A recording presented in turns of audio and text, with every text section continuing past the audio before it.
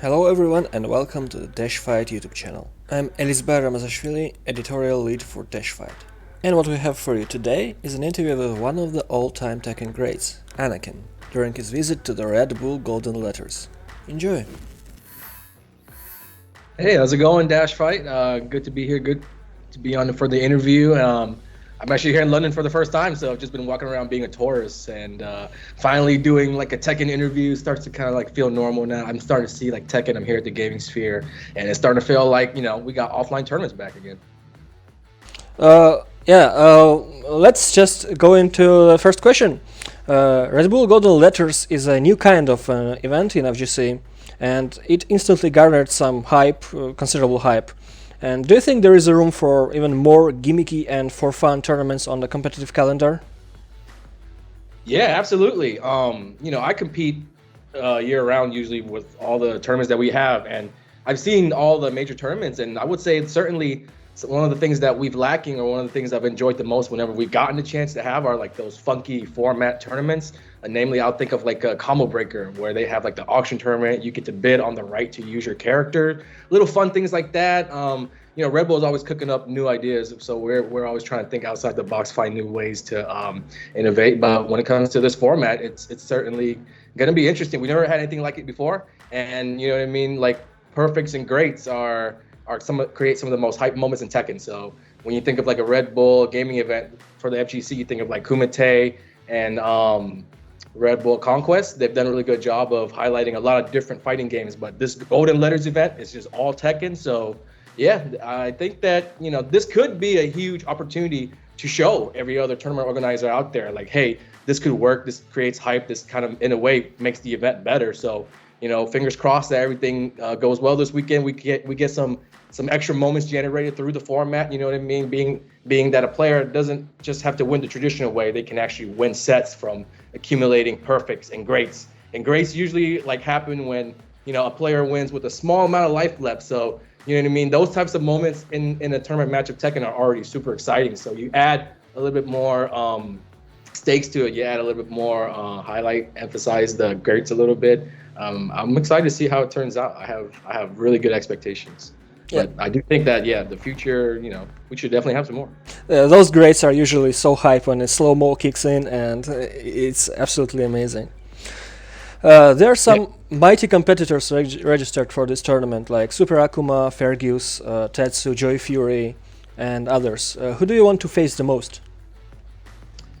I'm looking forward to facing a lot of the European players that I haven't fought before, ever. This is only my third time in Europe, and over the last year or so, I've been commentating a lot of online European tournaments. I've gotten to know a lot of the players, and so I'm really just looking forward to seeing them face to face for the first time meeting, and then potentially getting a chance to play them maybe in the Player Pro. Perhaps they'll qualify out of the Open tournament, and we'll get to go head to head in the main tournament. That would be really exciting. But yeah, I'm always looking for one of the great things now that I'm able to travel and go around the world and play Tekken, is that you get to finally see these people face to face who have, maybe cheered for you in the tournament on Twitch or been in your personal Twitch chat. So a lot of those guys I've gotten to become very friendly with, and I'm already kind of reaping the benefits of that. A couple friends have taken me around London so far, like I've said. So yeah, I mean, just all the guys that I haven't played against, I would say, namely, there's a local kid here who's coming up named Sync.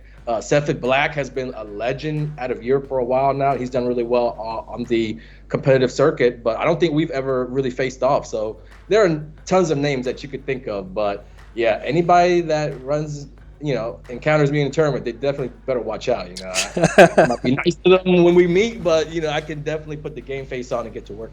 Yeah, that's a good part. Like when you're friends and then you're absolutely enemies in the game. Yeah. Oh. You've been a Red Bull athlete for almost 5 years now. Does it place any additional burden of expectation on you?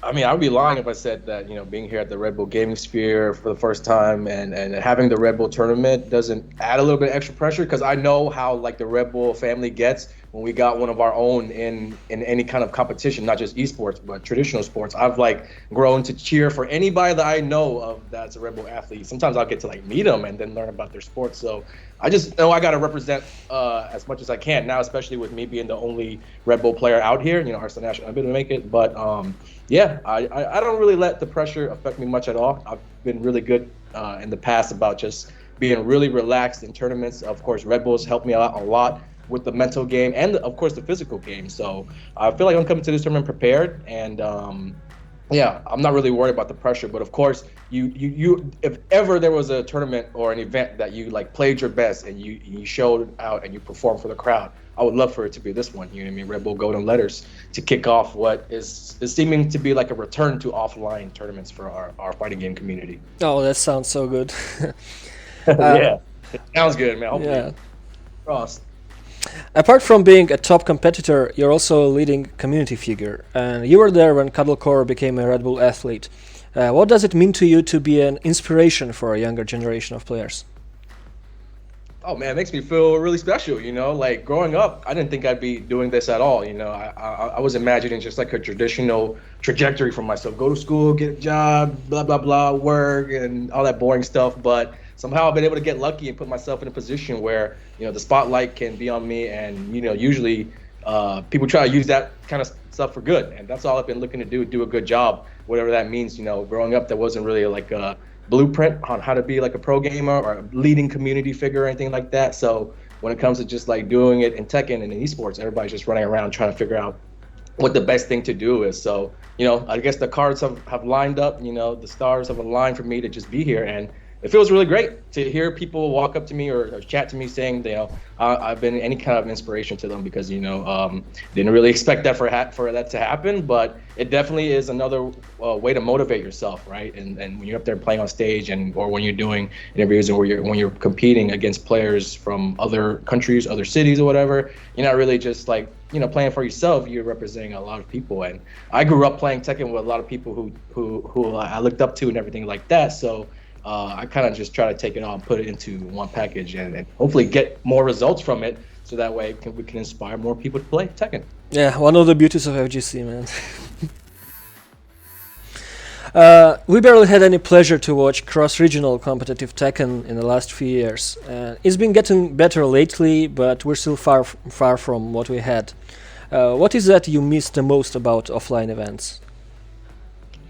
Well, Tekken has been a game that's been around for 20 plus years now. Competitive Tekken. I remember going to my first Tekken tournament when I was like 10 years old. So the coolest thing about that are the storylines that it provides over the years, over the decades. And I feel like with Tekken 7 and all the extra attention, all the growth that we've received, we've had a lot of really cool storylines that have been able to take place because of these offline events, and having these players from all over the world, North America, South America, Europe, and Asia, all competing. We've got like the favorites, we've got the underdogs, a lot of stories coming out from Tekken 7, starting with like, I don't know if you remember Kudans, who came out in 2017. He won the world championship. It was just some old guy from the old Tekken showing these new kids what's up. And then we had like moving on to the next year, Rangchu winning the world tournament with what Panda? Really? Yeah, the worst character in the game, right? And then you move along to Arsenal Nash, who basically put like a whole country on the map, a whole scene on the map.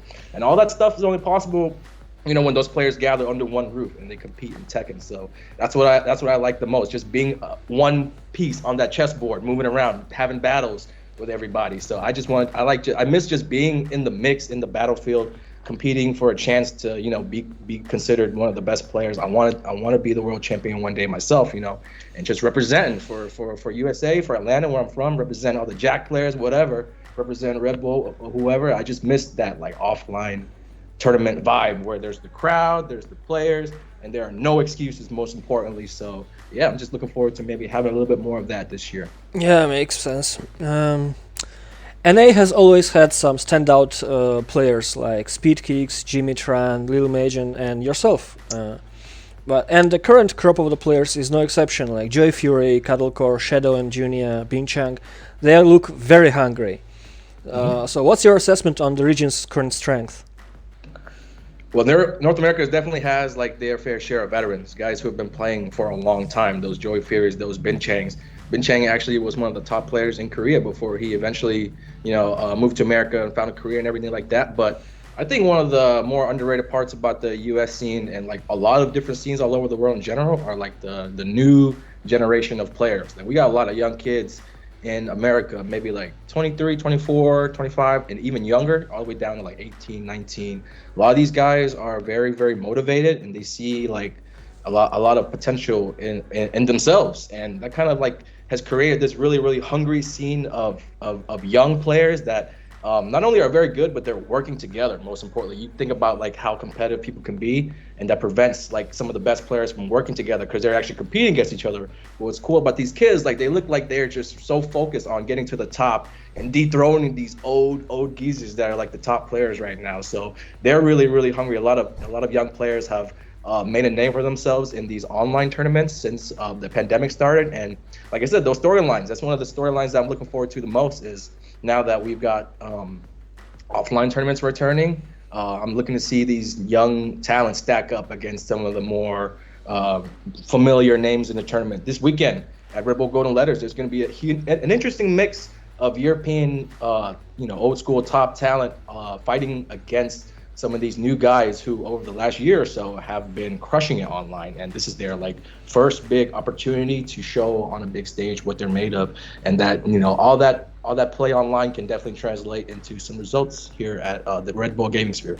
Yeah, this season actually gives me hope for some breakout talents like Arslan Ash was back in the day. You've been very close to winning both Evo and Tekken World Tour, placing in top 4 for both. Going forward, are these still a goal for you? Like, does the fire still burn inside you? Are you content with what you achieved? Oh man, I don't think I'd call myself competitive. I just sat there and said, I'm good with 4th place. I'm good with 3rd place. I mean, I know it's the best I've ever done, but the feeling that I got coming out of those events was that I was just so close to being at the top that like I know for sure that I had it in me. So just like was looking to really build off that strong 2019, as you mentioned, 4th to close out in Thailand, and then at Evo top 3. I will say that, you know what I mean, I never know what to expect going into those major tournaments. Like I kind of just try to prepare myself as best as possible and then let the results come. But yeah, it was really, really, I surprised myself. I'm not gonna lie when I got that high, but like I said, once again, that feeling that I got going out of those tournaments after losing was that like, man, I could have gave it a little bit more, could have won. And so, when you're that close to the victory, you get even hungrier, I would say. So there is no like feeling of complacency. I definitely want more. And we closed out last year pretty strong at CEO, almost took down Arslan Ash. A lot of people think he's like the best in the world. So, a lot of signs point to me still having what it takes. I'm like turning 31 this year. Like I mentioned, all those kids coming after me. So it's getting more competitive these days, but I'm super confident that I still got what it takes. I'm looking to prove that here this weekend. Yeah, I mean, I was sad losing DashFight tournament within our company. I can't imagine how it was for you in Evo. Man. Yeah. It's not cool to take losses, but again, like some people can like grow from losses, and I've always tried to be that type of person who will get stronger and be more motivated. But it doesn't hurt. It doesn't help. Sorry, to just sit there and like be down all the time because you lost, but there's a time and place to for everything. So I was just been motivated, been hungry this whole time, and I might, if I get my butt kicked this weekend, that's a nice like wake up call to get back into practice and kind of get back to the form that I was when I was bringing home all those top placements and everything. It's just a good time and a good place to see like where you're at after a long hiatus. That sounds very good. As your fan, I'm very happy. Yeah. Lately, the events have started to become more professional, more polished, more no-nonsense. Some people say it sterilizes the FGC that's known for its personalities, wacky characters, trash talk, and so on. But the others see it as a more for a natural evolution and a path to growth. What's your opinion on the matter? I think the FGC is so diverse, you can't really just use a few words or a few traits to define it. Like it could be big and glorious and have a lot of, sponsorships or whatever of these esports tournaments, and it can be underground with a lot of trash talk. Everything can be done, if done right, can be mixed and blended together. And so that's what we got in some of these really, really cool tournaments, not just for the Red Bull events like Golden Letters and Kumite, but I know Combo Breaker does a really good job of getting, those big numbers in and letting everybody at the same time still having a good time and enjoying themselves as if the FGC was just a small community like back in the day. It still feels the same when I travel to these tournaments. So I don't know. I think that the FGC is ever adapting and growing. So I think with everything like that, there's going to be growing pains. But I think at the end, in the long run, it creates for more opportunities for players. Back in the days when there was all that trash talking, there weren't that many pro gamers. So it's just something that we got to do to move forward. Oh, I see. Thank you. Tekken 7 is already old, and we could be inching closer to the new release, be it Tekken 8 or Tag 3. What's on your wish list for the next title? Rollback? Something else? I mean, I just hope for Namco to be able to keep the momentum going. Tekken 7 was like unprecedented in terms of how far it's taken the game. Tekken has usually been one of the less popular fighting games, but now we moved to like the very top, and that's all thanks to the changes made in Tekken 7. So I've never really been one to play like creator and hope for this or that, because I always just enjoy the game when it comes out, to be honest, and I'm just a huge fan of Tekken in general. So I can't really see what kind of direction they take the game, but I just know that they're going to create it in a way that makes it even more hype, I think that once you kind of get the recipe and the formula right, you're not going to change too much, and instead you're just going to improve upon what you've done. So with all that said, I just hope that the game comes out very soon so I can play it. A lot of people are super hungry for Tekken 8 right now, or whatever Tekken they decide to do. But for me, I'm just really happy that I know that there's going to be a new Tekken. There'd be times when you weren't sure if there was going to be a new Tekken coming out because it wasn't that popular. But now I feel like as a Tekken player, we're in the driver's seat when it comes to fighting game tournaments and stuff like that. Like, a lot of people love watching the Tekken tournament, and I'm just kind of enjoying what that feels like because it's still kind of new to me. Oh, thank you. Understandable. People in FGC have always been branching out into secondary games or like tertiary games to compete or to just try them out. Have you ever considered playing any other fighting game at the professional level? No, to be honest, I've never really looked at myself to be playing any game professionally besides Tekken. Like, when you put the time and effort and you realize what it takes to like be good, and then you realize what it takes to be even better than that, and then there are more levels that you have to take before you get to like a pro level.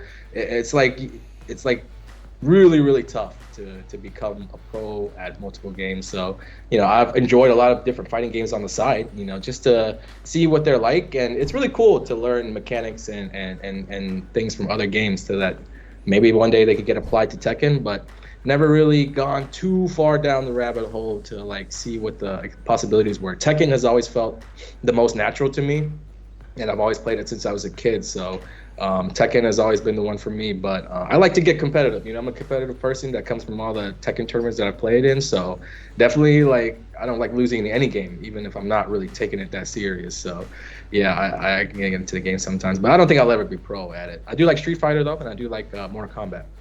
Thank you. One of the biggest talking points of the community has been Riot Games and their eventual entry into the FGC. What's your outlook on this? Are you excited? Are you going to try the game? Yeah, definitely excited for the new Riot fighting game. I'm definitely going to try it. I've played a little bit of League of Legends in the past, so I'm familiar with kind of like all those characters and everything like that. And I feel like that all that's going to do is just like create for a more competitive battle between all the fighting game developers. And currently the way it goes now is that whatever fighting game is at the top kind of like motivates and puts pressure on the other fighting game developers to raise their game up. So as a result, we've had nothing but a lot of great fighting games come out over the few years, with Street Fighter, Tekken, Smash, all the Guilty Gears coming out. So the quality of fighting games has never been better, has never been this high. And I think with the addition of like Riot coming into the field as big players, they went and hired a lot of kind of signature FGC people, community leaders, to kind of oversee the project, which is kind of like a really encouraging thing to see. So looking forward for it to come out. I'm not really sure when actually, but I'm definitely going to get my hands on that. Like I said, I think it's only going to help make future fighting games better. Like, they're going to take what works with the Riot fighting game and kind of apply it to their game, and so on and so forth. This is a good time to be a fighting game fan for sure, I think. Yeah, like you said, they hired Cannon Brothers for their game, and they have existing infrastructure for good connection. And Right. Riot Game is like a successful company that knows how to quote unquote do esports. That sounds Yeah, like a good combination, doesn't it? a lot of players feel like it's going to be like their big opportunity, you know what I mean, to take that step from becoming kind of more of like a hobby playing fighting games to more of like a profession. So that's always good to see people living out their dreams, you know, like, so I'm just looking forward to what kind of opportunities it'll bring for, and what kind of like ripple effects that the other fighting gamers will see from that. Yeah, it's no secret that FGC doesn't have as much money as other premier esports titles. Many are hopeful that Riot Games will change this situation. Do you think it can lead to like brain drain from other games, people switching to Project L? Kalitu, I'm sorry, what now? Like a drain of people from other competitive sports, like from Tekken, from Street Fighter, into I see. Project L. Well, I think one of the coolest things about the fighting game community is that like there's like an entry barrier. The games are really challenging to get into, and a lot of people don't ever think about money or like fame or whatever when they play fighting games. They play it for the love of like the game, and you know, just that head-to-head experience of playing another player and playing that fast-paced chess battle of winning a fighting game match. A lot of people get into it for the right reasons. So I don't think necessarily that like the Riot fighting game is gonna like take players from other communities, because these communities have a lot, you know, consist of players who are just super dedicated to their games and play that game because they love that game, not because they're seeing any kind of potential money in it. But yeah, I mean, money always helps, you know what I mean? If you go into a tournament and you win some money out of it, it helps. So I think at the very least, it'll bring in new players from other genres that haven't played fighting games. And that, of course, is only going to help the entire FGC as a whole. So yeah, I'm looking for Riot to bring a lot of like spotlight and publicity to the fighting game community. And I'm looking, like I said, for it to kind of affect a lot of the other fighting games in a positive way.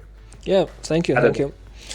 And we're near the end. Do you have any upcoming plans or major projects? What should we expect from Anakin in 2022 and beyond? Yeah, I'm definitely going to be staying busy this year.